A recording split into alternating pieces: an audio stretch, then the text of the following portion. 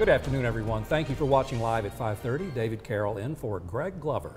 And I'm Cindy Sexton. Tonight we're hearing from local law enforcement agencies about President Trump's remarks to police and crime victims in Long Island, New York. The president said officers are, in his words, too careful when it comes to how they treat people in custody, and some don't agree with that. Channel 3's Tim Pham spoke to local departments with their message to everyone.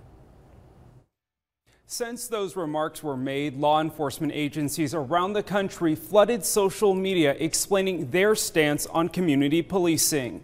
You just see them thrown in, rough.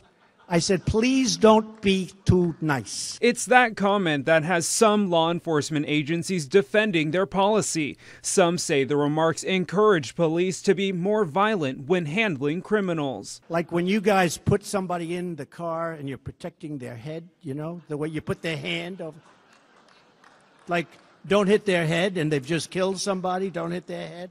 I said, you can take the hand away, okay? Not everyone agreed with the president. Sunday, Chattanooga Police Department and Deputy Chief David Roddy addressed the comments made in national news in a memo to his staff, encouraging officers to uphold their oath and to treat all members of our community with dignity and respect. The Hamilton County Sheriff's Office echoed that, but doesn't think the president was encouraging violence. I don't think he meant anything by that. I think he was just saying, look, folks, police go out of the way in their training to practice human rights and human dignity, and I believe that. Sheriff Jim Hammond says his deputies have a process called force containment, meaning they apply enough force to affect compliance. We only raise our level of force based on what is compliance. So the sooner they comply, the less force we're going to use. It's a standard many agencies follow, but some say the president's comments don't reflect American values, including former Chattanooga Police Chief Fred Fletcher.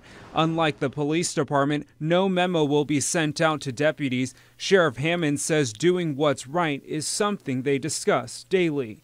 If we have an officer that is going out of his way to use the wrong kind of force, he's going to end up in IA. You can read the full statement from both the Chattanooga Police Department and the Hamilton County Sheriff's Office on our website, WRCBTV.com. In the studio, Tim Pham, Channel 3 Eyewitness News. Sheriff Hammond says his deputies go through a minimum of 40 hours of training each year where they sharpen their skills on human rights and dignity. The American Civil Liberties Union of Tennessee released a statement responding to President Trump's recent comments to police officers. The ACLU said, in part, President Trump's ominous words suggest he supports aggressive and violent policing, and we are grateful that law enforcement across the country are speaking out against his message. You can find the full statement on our website, WRCBTV.com.